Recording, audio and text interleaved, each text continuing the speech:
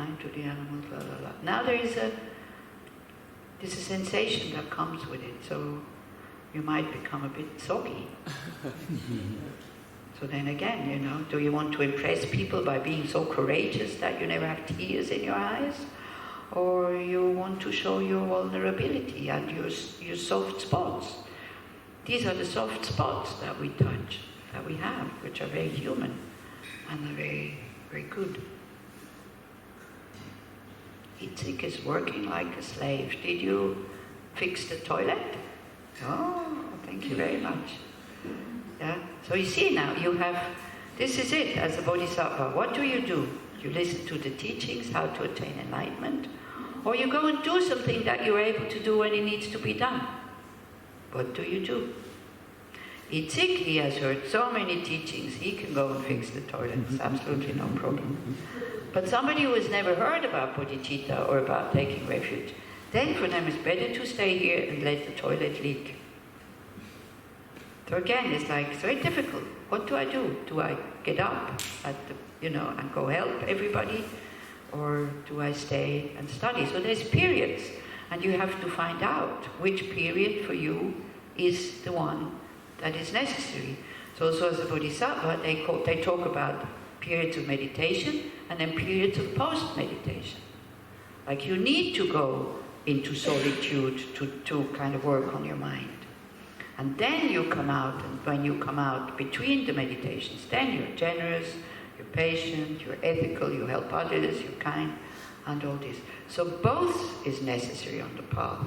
But what to do when, don't know. Like if you go and you're in the meditation period and you're living with other people and it's your turn to wash the dishes, but you chose to go into the meditation period instead of washing the dishes because I need to be quiet, I need to meditate, that motivation might not be very pure. Do you see what I mean? Then you're sitting there like a Buddha, and the guys who live with you, the other students say, oh yeah, come on, he's meditating, I'll wash the dishes. Yeah, and you go, ha ha ha ha ha, don't need to wash the dishes. Looks good, meditating looks good, but not sure if it's good. If you're too lazy to meditate or do your practice and somebody needs help and you go and help, not sure. If it's, if you like me, if you like to be active, then if you give me a choice between helping somebody and doing my practices, I would have the temptation to go and help somebody. Or write this email right now. This is why I do my practices in the morning before I come out of the room. Yeah, so that it's done. Then I can. So again, people are different, so this is just for me, so you need to know what you're doing. May all sentient beings be free from suffering and the causes of suffering. That's the next one. That is compassion. So you train these minds in the morning by these thoughts. So if you have, first you have the thoughts, it's on page 11.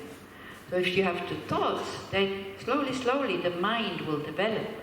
If you never have the thoughts, then, the mind does not develop.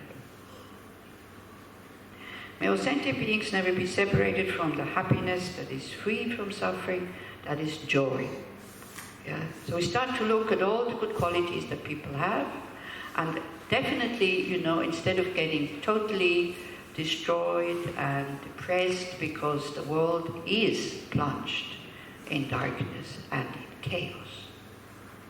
We don't see it when we're here, but you go back home, it's from Leonard Cohen, that the world is plunged in darkness and in chaos, and it is, if we are honest, if we see what's going on. Far too many conflicts, far too many wars, far too many sufferings of hunger and thirst and non-education or whatever, and sexual abuse and power abuse that is totally not necessary. What do you think? Yeah. So even though, now you see, and then you go, oh. So even though the world is plunged in darkness and in chaos, everybody has the nature of the mind which is pure. So everybody, when they have the right conditions, inner conditions, wanting to do something, outer conditions, the possibility to do something, can attain a state which is just light. And the darkness and the chaos is finished. Because the darkness and the chaos is created by our mind, who sees things in the wrong way. Misconception or wrong views can be cleared up. So then the joy. But everybody has the possibility, maybe not in this life, but this nature of the mind, we can never lose it, no matter, you're down in the deepest hells. You know, I'm now again talking like this, the hells are down here. No, the hells are in the mind. Even though you're caught up in the biggest sufferings of the hells, you can never lose your pure nature of the mind, which is natural, limitless compassion, space, and wisdom. It's always there. We just need to discover it. And also Rinpoche, he said, it's when you attain full awakening, it will not be something dramatic. You will be sitting there and going, gosh, why didn't I see that before? It was always here. It was always there. It's a total, then you come back to, then you become normal. Normal not in the sense of the norm, but normal in the sense of natural. Natural happiness, natural joy, that doesn't need any conditions. Natural compassion, natural wisdom. And we all have the potential to do that because it is our nature. Yeah. And also something that really, I've never heard it before, but it makes so much sense, is that when they talk about beginningless times and beginningless samsara, because misconception cannot have a beginning. Wrong views cannot have a beginning. Because the moment you have a right view, you cannot go back to a wrong view about how things exist. It's impossible. If you don't know that fire burns, that is a misconception, and you think it doesn't burn, that is a wrong view. You put your hand in it, that's it. You can never go back to that wrong view that fire doesn't burn. Yeah? So this is why it has no beginning. Like when people say, like, how did it all start? Wrong view cannot have a beginning. Do you see what I mean? I mean, for me it went, Leora also, we were looking at each other, isn't it? Kind of smiling and saying, wow, this is so profound. Yeah? Do you understand?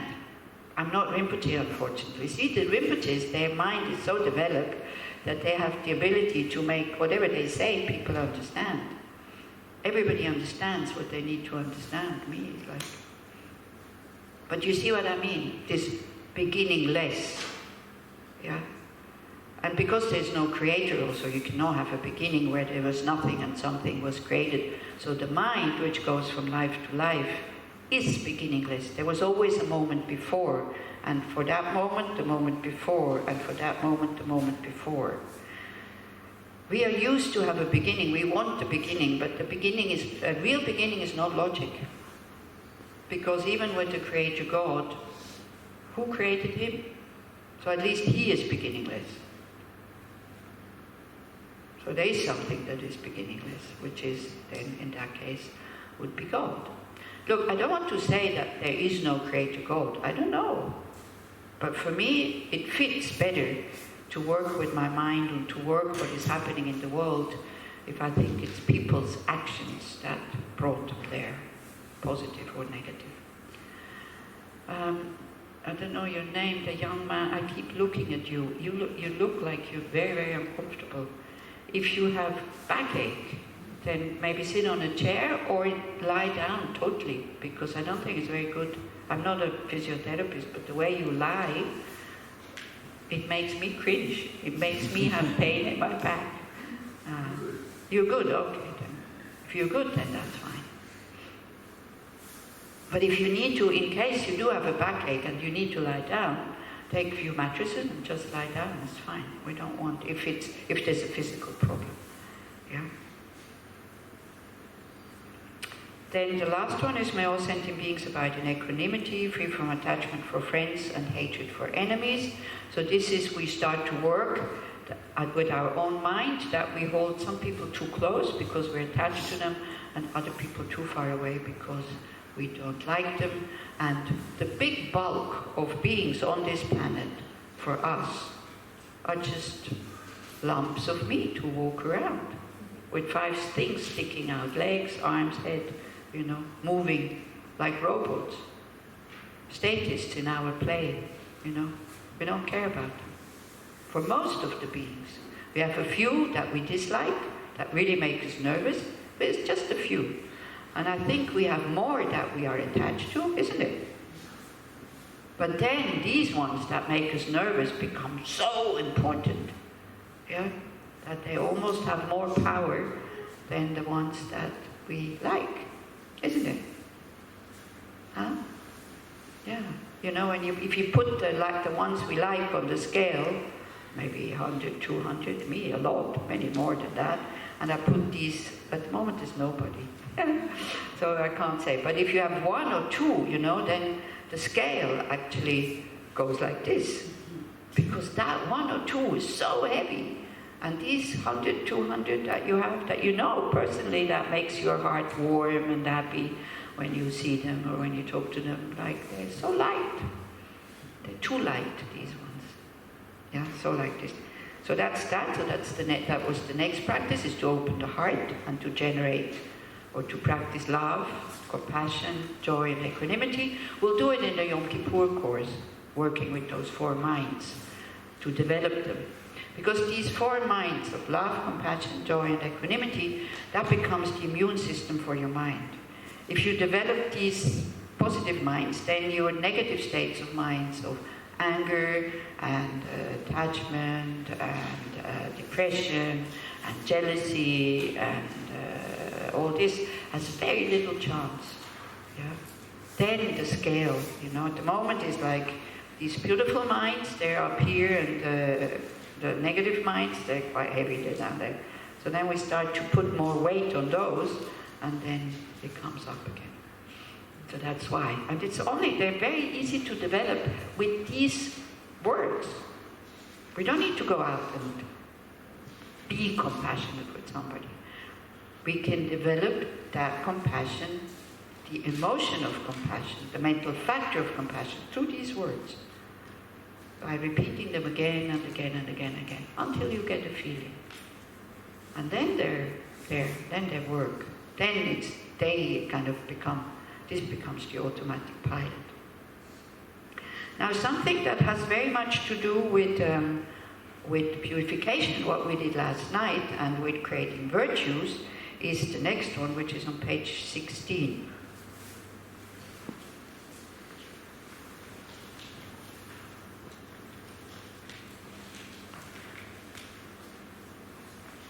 So this is called the 7-limb practice.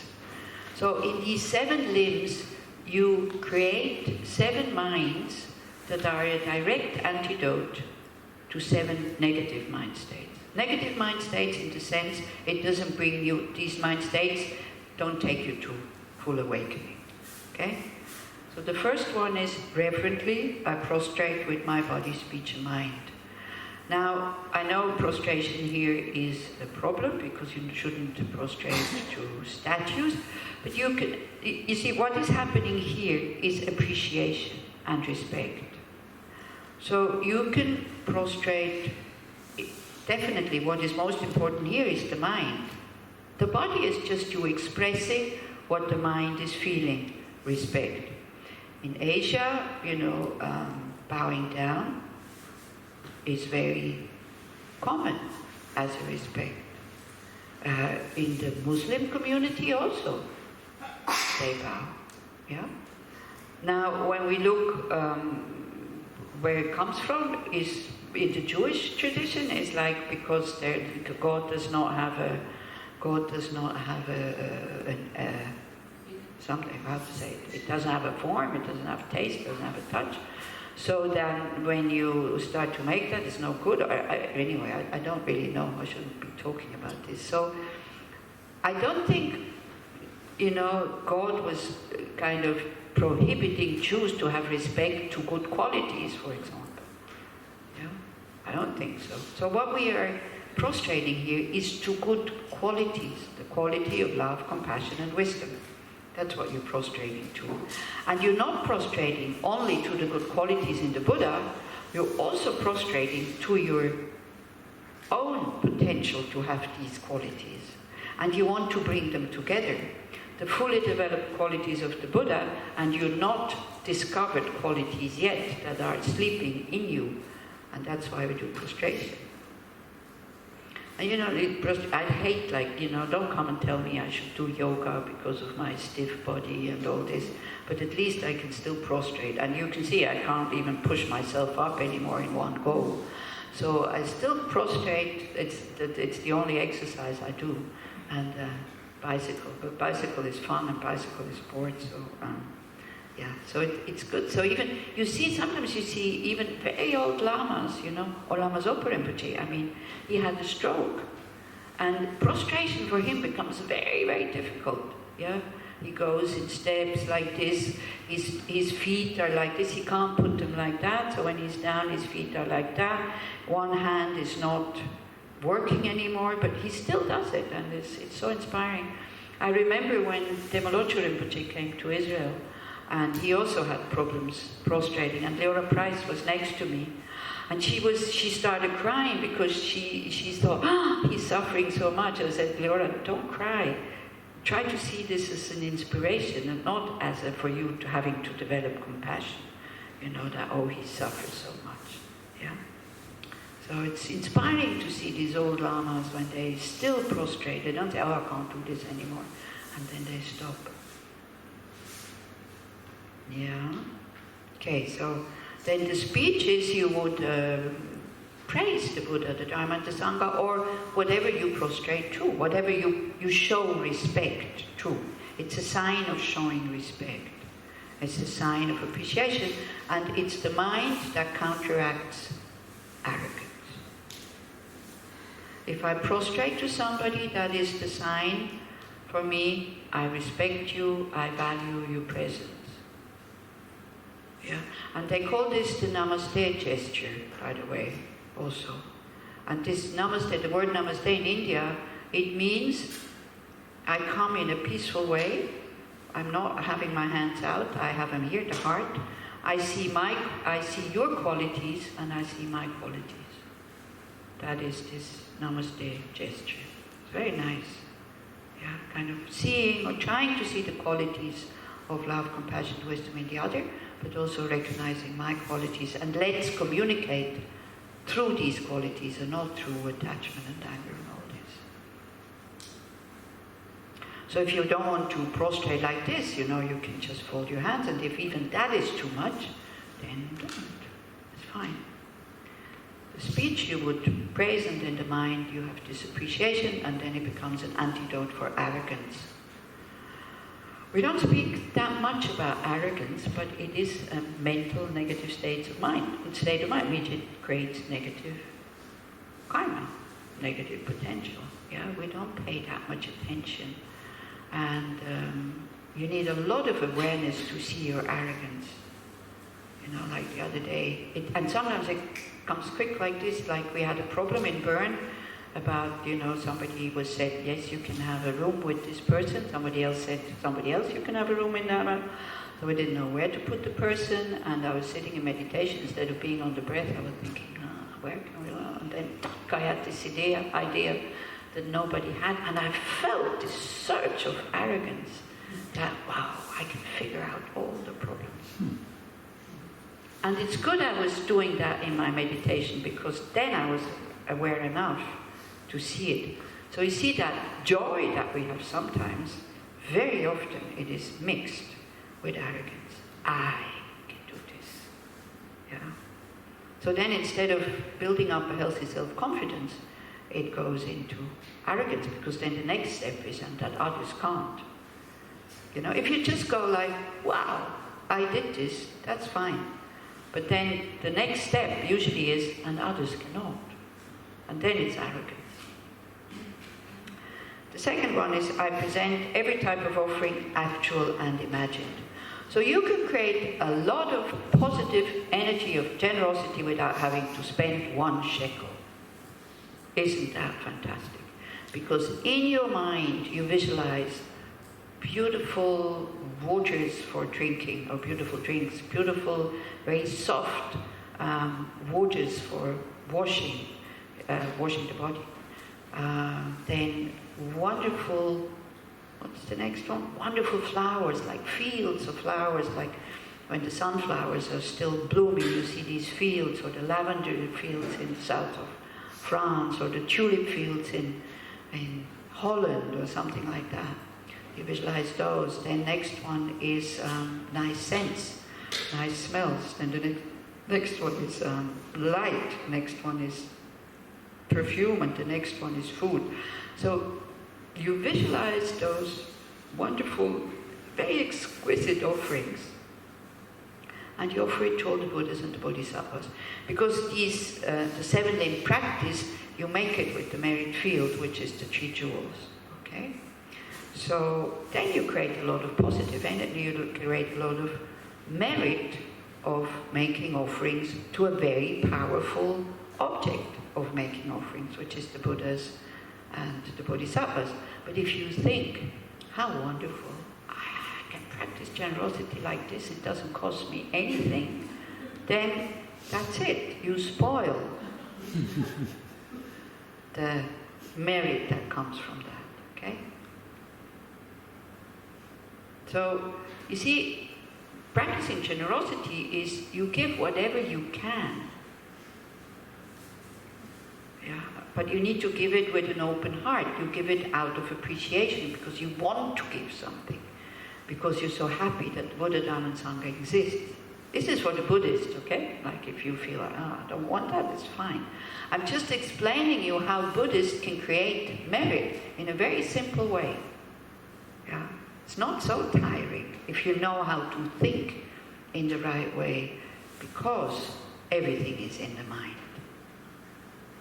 But if you use it because you don't want to do the actual thing, then it's not working, because your mind knows that you don't want to do the actual thing. You see, with the karmas, you can't cheat anybody. You can't think, oh, I hope the Buddha didn't see me. Your mind always sees everything. And we know the power of the mind through psychology and neuroscientists and all this. They say, how much do we use of our brain? 3% or 10% or something like that, or of the mind. We would have much more potential, but we don't have access. And sometimes you see the power of the mind in autistic people, you know, where the whole power goes into one section somehow, that they see a city and they make a drawing of it once, and they draw it from memory, but really down to the last point, or they read a phone book and can tell you all the names and all the numbers. So, it's all like that. So this is to counteract miserliness or stinginess, and we learn to give without fear. Because when we give real things, money, food, whatever, there's always the fear of becoming poor. Here, we can learn to give limitlessly without this fear. And then we discover the joy of giving, if you do that. So, of course, you know, all this also can be da-da-da, reverently I prostrate with my body, speech, and mind, I present clouds of every type of offerings, actual and imagine, and you go blah, blah, blah, blah, blah, nothing is happening. But with every line, there is a mind that goes with it, a mind state. So here's generosity, giving, and the joy of giving, especially. Okay, then the mind is up, and then the mind is happy. So again, it's very skillful. Then you start to think about your negative actions. I declare all my negative actions accumulated since beginningless times. So you think about what you kind of messed up. You think about your negative actions and you apply the 4 opponent powers. Whatever I did now and since beginningless times with my body, speech and mind, I regret. And I want to confess, and I want to do something about this. I will pay more attention in how I use my body, speech, and mind. Yeah? And this counteracts guilt, this unnecessary and unhealthy guilt that blocks you. When you confess again and again and again and again what you did, because then it becomes boring and your mind will let go. Your ego itself will say, okay, it's enough, stop it. Yeah, it will get bored. Same way as we get bored when somebody tells us again and again and again how bad they are. You know, at the beginning you might still react. Towards later on you go like, gosh. Yeah. And then also if you tell the same thing to the same person again and again and again and again, you yourself, you will lose interest. I think that's what psychologists do, isn't it?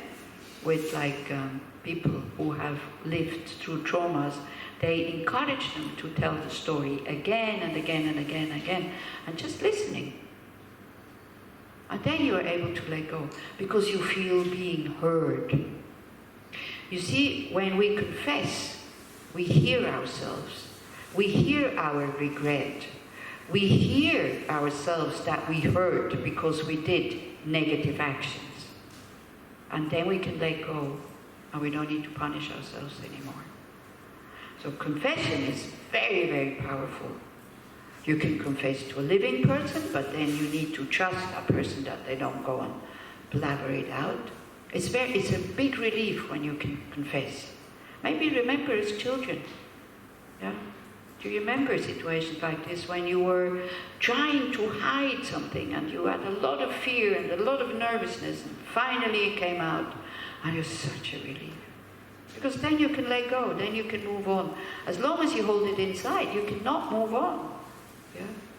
So if you still have heaviness about what you've done, do confession again and again and again and again, instead of sitting with that negative feeling. Don't go, I'm bad. Go, I did this and this and this and this and this, and I did this and this and this and this. And at one point, the mind will come and say, yeah, it's okay, relax, let go. Try it out. But you need to be consistent, you know. If you do it 2 or 3 times and then you go, boom, it doesn't work. And of course it doesn't work. Yeah. It's like me, I want to learn to play the piano, and then I know that there is white things and black things, and then somebody tells me how to do that, and after 3 times I say, it doesn't work, and of course it doesn't work, I'll never learn. Yeah. Just the same way, sometimes they say, you know, cleaning your mind is like washing clothes. Well, when they came up with this thing, they didn't have washing machines yet.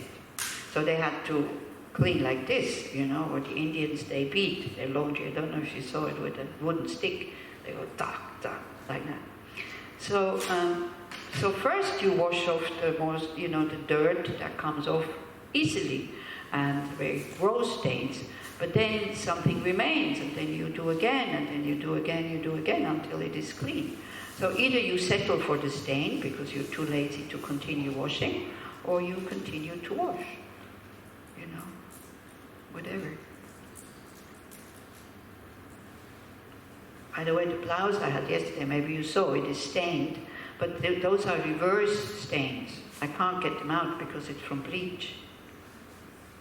So I know that there's stains on this blouse, but still, I can still wear it. It still covers my body. It's okay. I don't need to throw it away. Some people in Switzerland, sometimes they need to point this out. Did you see this stain on your blouse? There's not one, there's more than one. Because I was cleaning something with bleach, and then it kind of, I splattered, and then it takes the color away. So I call them reverse stains. They're not stains.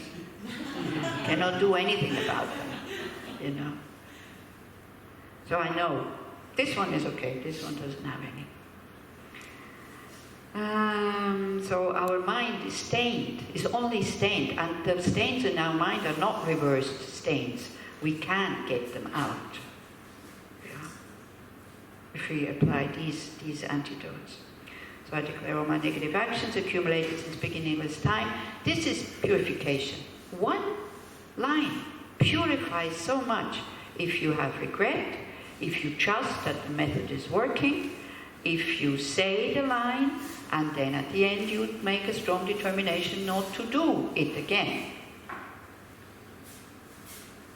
The next one is, I rejoice in the merit of all holy and ordinary beings, because by confessing the mind is not so joyful anymore, and then again the guilt comes in